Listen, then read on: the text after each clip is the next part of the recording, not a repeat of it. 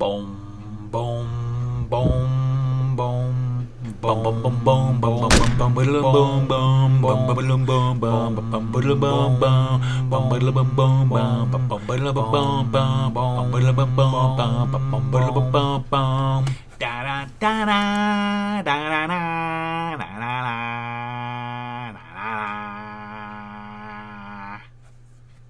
Okay, here we go again. Starting up with the next round, and how's it going back there? Oh my god. These are literally just laying on you. Oh. All right, well that I guess that makes that easy. So I think by this point, they realized that the continuity wasn't making any sense and their whole series of series explanation wasn't working anymore. So in 2006, we get a full-on reboot with Casino Royale. If you are in any way doubting that this is a reboot, the producers acknowledged it as a reboot in interviews. The film opens with a black and white segment in which we meet a more brutal James as he first achieves 00 status. We get a new take on the gun barrel intro and a psychedelic opening, but minus naked women silhouettes. We meet our villain, TV Lecter, and our confirmation that this isn't a prequel with this text message letting us know that it's June 7th, 2006.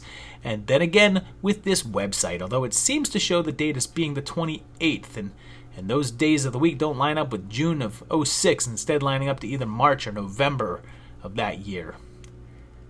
So here's where this gets confusing. Judi Dench returns as M. Now, this makes some people believe that this is a continuation of the original continuity and she's the same character, and give this as evidence towards the Bond as codename theory. But we've already kind of proven that wrong. But what if this is the first time they've done that? What if the old series is all the same guy, but now a new guy is taking over and they've just now decided to not only call him 007, but also carry on the mantle of Bond? Well, don't worry, we'll prove that wrong too. The next time Bond checks a phone, we've moved ahead to July 6th, so a few weeks have passed, and that phone date was correct and the month on the website is just off. He gets that Aston Martin, or at least one similar to it, and then there's some more date glitchery with this website saying that it's June 26th, and then yet another phone tells us it's July 9th. Bond meets love interest Vesper, faces Le Chiffre in a card game, along with Basquiat, who turns out to be Felix Leiter, and here's where we formally prove that this is a separate universe, even if you want to believe that this is the same continuity, and this is a new Bond that they just gave the number and the name to. I highly doubt that the CIA would have the same practice, so this would have to be the same guy. Now, I can believe that since he's recast in pretty much every movie, but there's no way that Bond wouldn't know who he was, or that Felix wouldn't at least let him know that he had a storied history with his predecessor. Bond wins the big poker game, so they, strip him naked and whip his balls! Don't get any ideas. Le Chiffre is killed by Mr. White, betrayed by Vesper, and it's now August 4th. There's a final confrontation and Vesper dies while Mr. White escapes with the money, although James tracks him down and gives his trademark name exchange. The name's Bond. James Bond. 2 years later, in 2008, we saw Quantum of Solace, and it reveals Mr. White is in the trunk of his car, so we're set right after the last one, so it would still be in 2006. Intro sequence bringing back the old naked lady theme, and M is back, but White escapes. James meets Camille, and a little later we are given Bond's date of birth, which is April 13th, 1968, which would make him 38 in this film.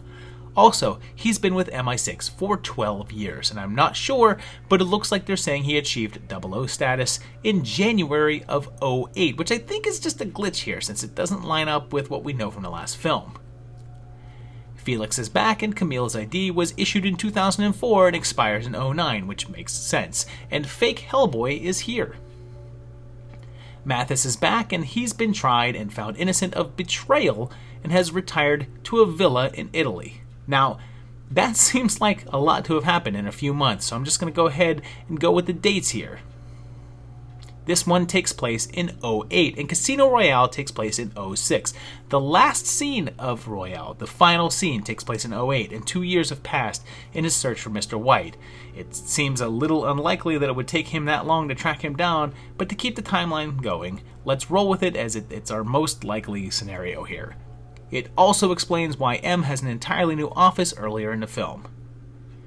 That's kind of confirmed by this invitation for an event on August 23rd, 2008. Now, I guess you could say that this is right after Casino and that one takes place in the same year. Just never mind the dates and pick one, either 06 or 08, whichever you like.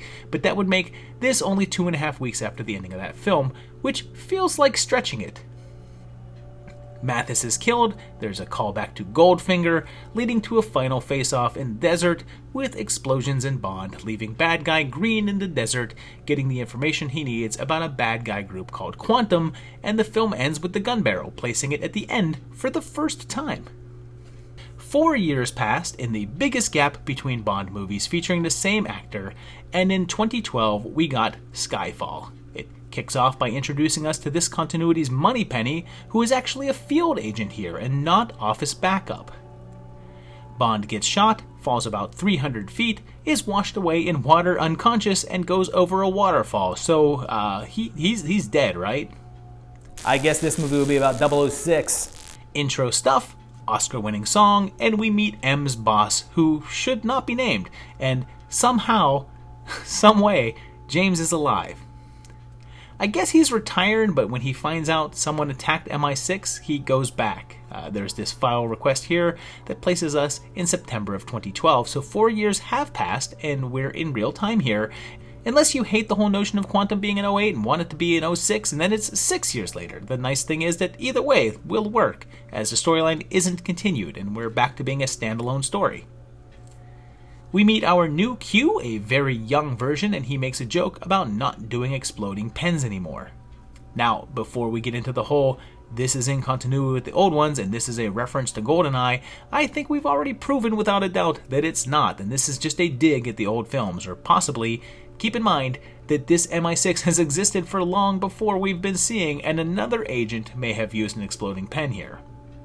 Who knows, maybe the events of GoldenEye happened in this universe, but rest assured, those events didn't include James Bond.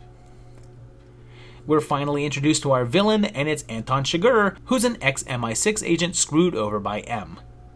He's captured and escapes, because getting captured was all part of the plan, to kill M, who's just out and about in the open most of the time. Why was this whole plan necessary? Couldn't he have done the whole thing with getting M in trouble and just attacking her at this hearing without tipping off Bond and MI6? Why was getting captured and escaping necessary to anything, really? After all that, he just walks in and tries to shoot her. They save M, but Bond decides to, follow me here, get M to a safe place, but leave a trail for Silva to follow so that he can set a trap. They get the car from Goldfinger, or at least this universe's version of it, and they go, and when I say they, I mean he takes M. He takes her with him, and instead of getting her to a safe house and leaving the trail for Silva to follow to find Bond and a dozen MI6 agents, he takes her with him. Oh, but don't worry, there's an elderly groundskeeper there. Terrible plan. Of course, Silva's goons arrive, and Bond, M, and Kincaid take them on. 3 people against, 15, and tell me again why they couldn't have had a whole squad of MI6 guys just waiting in the woods there. I mean, this is, I've just watched a series of films of a man doing impossible deeds and facing impossible odds, and this sticks out to me as the most unrealistic thing. There's then a helicopter. Now there's a helicopter because I guess it didn't make sense to just lead off with this. The house and copter go up, and we get the final nail in the coffin of the James Bond's codename theory, a tombstone with James's parents' names on it. This was his house. He grew up here. M didn't even know about it, so his name is Bond, unless he's been given a codename that just happens to be his actual last name. It's not a codename. Silva finds M because, again, she's there for some reason, but Bond kills him first, although M dies from her earlier wound.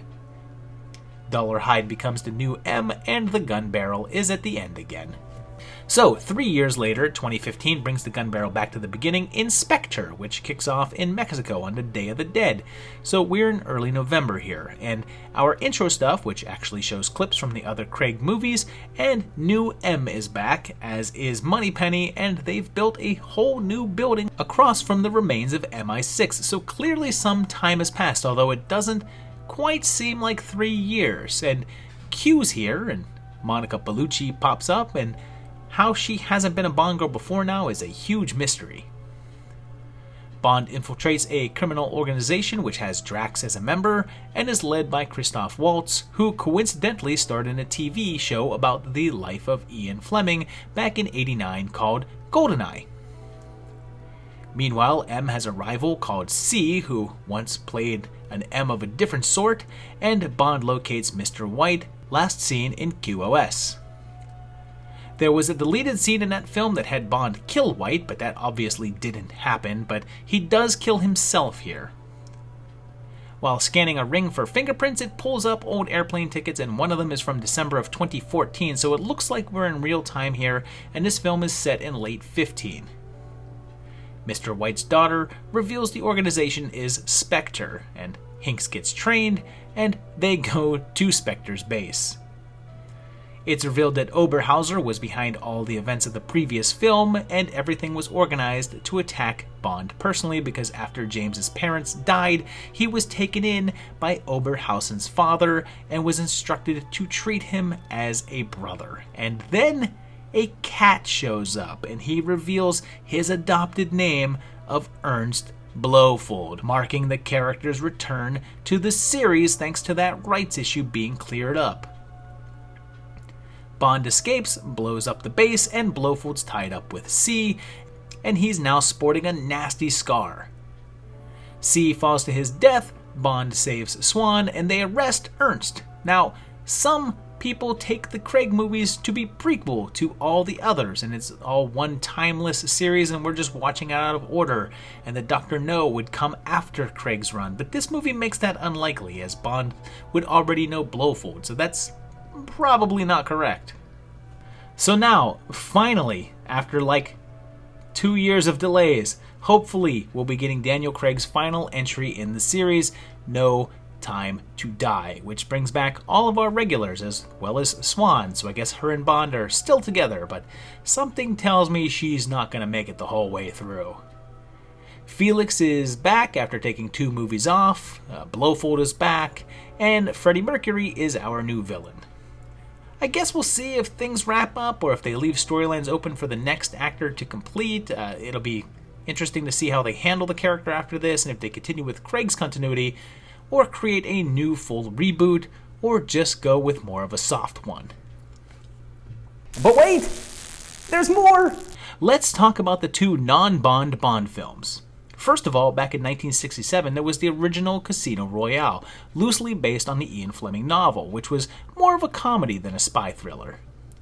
We meet this universe's James Bond, who's David Niven here, and retired, and M.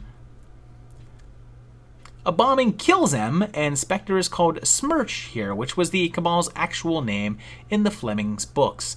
And their agents try to seduce Bond to ruin his new celibate image, which, you know, a little different than the 2006 version. We meet Moneypenny's daughter, and we also meet Jimmy Bond, James's nephew, and Woody freaking Allen, the sex pest, and find out that they've now named all spies James Bond 007. Oh man, so maybe just in this universe you can do the whole codename thing? We then meet this version of Vesper Lynd, who we saw a few years prior to this as Honey Rider in Dr. No, and she recruits Inspector Clouseau, who is an expert at Baccarat, and they make him a Bond to take on Le Chiffre. Q pops in, Bond's daughter's here, Mata Bond, whose mother is Mata Hari. Yeah, this one's weird. Le Chiffre is actually Orson Welles, and Jimmy Bond is actually the head of Smirch, and there's this big final battle where the casino explodes and everyone dies. The end.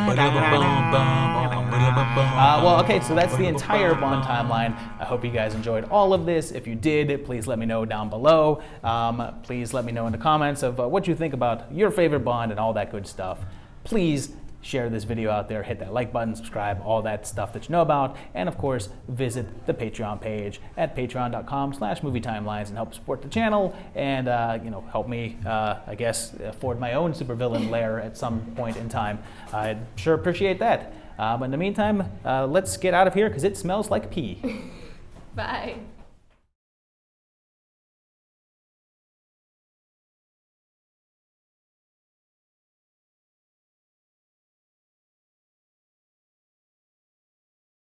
About somebody not looking good. Hey, what are you even doing here? There you go. Now just boogie down. Just dance however you want.